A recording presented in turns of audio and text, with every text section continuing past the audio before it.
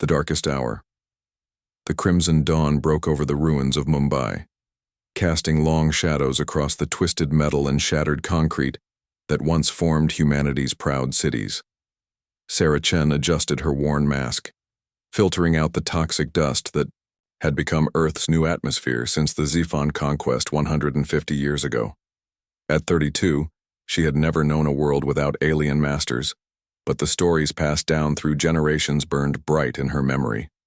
The Resistance hideout lay deep beneath the old subway tunnels, a maze of forgotten passages that the Xiphon scanners couldn't penetrate. Sarah descended the rusted ladder, each rung protesting under her weight.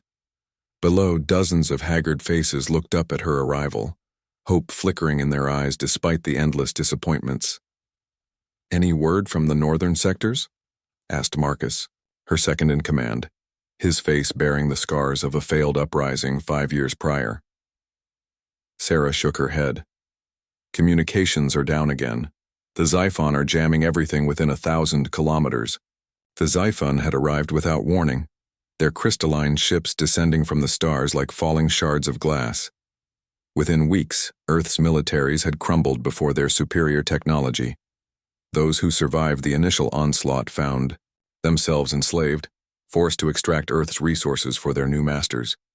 The Xiphon were beings of pure energy, inhabiting mechanical shells that towered 3 meters tall, their forms crackling with electricity that could kill a human with a touch." Sarah moved through the crowded tunnel, checking on the sick and wounded. Medical supplies were scarce, and every day brought new casualties from the surface raids. She paused beside Elena, a young woman barely out of her teens who monitored their makeshift communication array. "Anything unusual on the channels?" Sarah asked, though she expected the usual silence. Elena's eyes widened. "Actually, yes. I've been picking up something strange for the past week. Deep space signals, but they're not Xiphon frequencies." Sarah's heart quickened. The Resistance had long speculated about human colonies that might have escaped the invasion, ships that fled Earth during those final desperate days.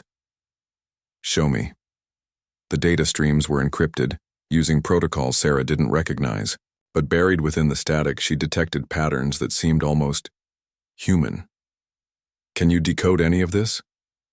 "I've been trying," Elena replied, "but it's using encryption methods I've never seen. It's definitely not Xiphon, though. Their communications have a distinctive energy signature." Over the following days, the signals grew stronger. Sarah noticed increased Xiphon activity on the surface. Their patrols doubled, their scans more frequent. Something had them nervous. Then came the night that changed everything. Sarah was reviewing supply inventories when Elena burst into her makeshift office.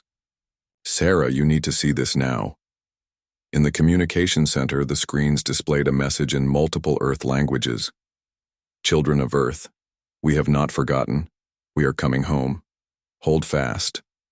The room erupted in whispers. Could it be real? After generations of slavery, was help finally coming? It could be a Xiphon trick, Marcus warned, but even he couldn't hide the hope in his voice. Sarah studied the message. Something about it felt authentic, a quality she couldn't define but recognized deep in her bones. "Elena, can you trace the source?" "It's coming from beyond the asteroid belt, but it's moving fast." The Xiphon response was immediate and brutal. Surface raids intensified. Entire resistance cells were discovered and eliminated. The overlords were preparing for something, fortifying their positions, calling in reinforcements from off-world. Sarah organized her people, moving them to deeper shelters, distributing what weapons they had. If this was humanity's last stand, they would not go quietly. On the 7th night after the message, the sky above Mumbai began to change.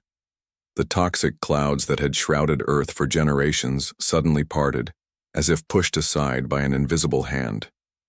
Stars appeared, clearer than any living human had seen. Then came the lights. Streaks of fire painted the night sky. Dozens, then hundreds. The Xiphon defense platforms opened fire, their energy weapons lighting up the darkness.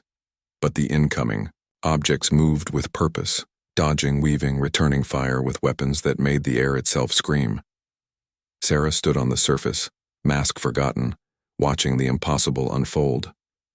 The resistance fighters gathered around her, tears streaming down faces hardened by years of oppression. A massive shape descended through the clouds, its hull black as space itself, bristling with weapons that defied understanding. Along its side, illuminated in defiant brilliance, were words that made Sarah's heart soar. Earthship Vengeance, Terran Liberation Fleet. The humans had returned, and they had not come alone. The return of the lost. The Earthship Vengeance descended through Mumbai's toxic atmosphere like an avenging angel, its massive hull scarred by battles fought in distant stars. Sarah watched in awe as smaller craft deployed from its belly. Sleek, fighters that danced between Xiphon energy blasts with impossible grace. The Liberation Fleet had arrived, and with it, humanity's fury unleashed after generations of exile. A landing craft touched down mere meters from Sarah's position, its ramp lowering with a hiss of pressurized air. The figure that emerged stood, tall in powered armor unlike anything from the old Earth stories. The helmet retracted, revealing a woman with steel-gray eyes and features hardened by decades of war. "I am Admiral Maya Patel of the Terran Liberation Fleet," she announced, her voice carrying despite the chaos above. "We're looking for resistance leadership."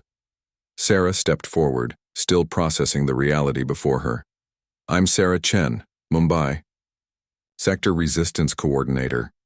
The Admiral's expression softened slightly. "Chen, your ancestors were among those who helped evacuate the colony ships. We've never forgotten Earth, and we've spent every moment since preparing for this day." Around them, the battle intensified. Xiphon ground forces emerged from their fortified positions, their crystalline bodies pulsing with deadly energy. But the returned humans moved with enhanced speed and precision, their weapons firing projectiles that seemed to bend reality itself, punching through Xiphon's shields as if they were paper. "How?" Sarah asked, gesturing at the advanced technology surrounding them. "We had help," Admiral Patel explained as they moved toward the command ship. "The Xiphon aren't the only power in the galaxy. We found allies. The Quellan, the Meridian Collective, dozens of species who suffered under Xiphon expansion. Together, we've spent generations preparing for this moment." Inside the command ship, Sarah's eyes widened at the tactical displays showing the global situation. Human fleets engaged Xiphon forces across every continent. The orbital defense platforms that had kept Earth imprisoned for so long were already falling. "Your resistance networks have been invaluable," the Admiral continued. "Every piece of intelligence. You transmitted every sabotage operation. It all contributed to this moment." General Anders, the ground forces commander, approached with urgent news. "Admiral, we've located the primary Xiphon command node. It's heavily fortified, but if we take it, their entire network collapses." Sarah recognized the location immediately. "The Blue Tower. We've tried to assault it 3 times, lost hundreds of fighters." "You didn't have these," Anders replied, activating a holographic display showing new armor suits and weapons. "Quantum phase shifters, gravitic manipulation fields, neural interface targeting systems. The Xiphon won't know what hit them." Within hours, Sarah found herself equipped with technology that seemed like magic. The armor moved with her thoughts, enhancing her strength tenfold. The weapon in her hands could punch through a meter of reinforced steel. The assault began at dawn. Human dropships descended on the Blue Tower while resistance fighters emerged from underground tunnels. Sarah led her unit through the lower levels, the new weapons cutting through Xiphon defenses that had seemed impregnable days before. "Push forward," she commanded, watching as her fighters moved with newfound confidence. The tide had turned, and everyone could feel it. At the tower's apex, they found Supreme Overlord Vixith Theta, the Xiphon commander who had orchestrated Earth's subjugation. Its crystalline form towered 4 meters tall, crackling with enough energy to power a city. "Impossible," it broadcast directly into their minds. "We broke you. We scattered your species to the void." Admiral Patel stepped forward, her armors and energy shields flaring. "You made one mistake, Vix Theta. You left some of us alive. And humans have a saying, What doesn't kill us makes us stronger. The battle was fierce but brief. Terran technology, enhanced by alien allies and driven by generations of determination, proved superior. As Vix Theta's form shattered, its death cry echoed across the planet, signaling the end of Xiphon rule. Across Earth, similar scenes played out. City after city fell to the liberation forces. Xiphon overlords, so confident in their superiority, found themselves outmatched by the species they had dismissed as weak. Sarah stood atop the blue tower as the sun set, watching Terran ships fill the sky. The toxic clouds were already dissipating, cleaned by atmospheric processors that would restore Earth's environment within years rather than centuries. "It's really over," she whispered, still hardly believing it. Admiral Patel joined her, removing her helmet to breathe Earth's air for the first time. "The war is over. The rebuilding begins now. Earth will need leaders who understand both what was lost and what was gained. People like you." As night fell, celebrations erupted across the planet, but Sarah's eyes remained fixed on the stars. Somewhere out there were the worlds humanity had claimed in exile, the allies who had helped them grow strong. Earth was free, but it was no longer alone in the universe. The Xiphon had created their own downfall. In scattering humanity to the stars, they had forced the species to evolve, to adapt, to become something greater. Now, as Terran ships patrolled Earth's skies once more, Sarah understood the truth the Xiphon had learned too late. Humanity's greatest strength had never been their technology or their numbers.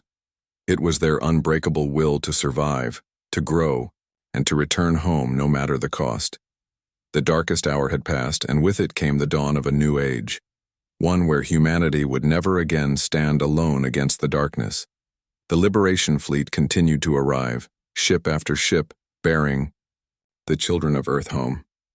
Each vessel carried not just warriors but scientists, healers, and builders. They brought technologies to heal the wounded world and knowledge gained from 100 alien cultures. As Sarah watched the reconstruction begin, she smiled for the first time in memory. The stories were true. Hope had survived among the stars. And now, finally, humanity was whole again. The Earth had been freed.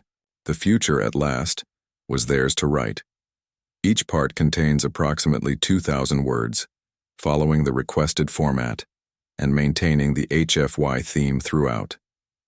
The story features new characters and a fresh narrative, while capturing the spirit of human resilience and triumph.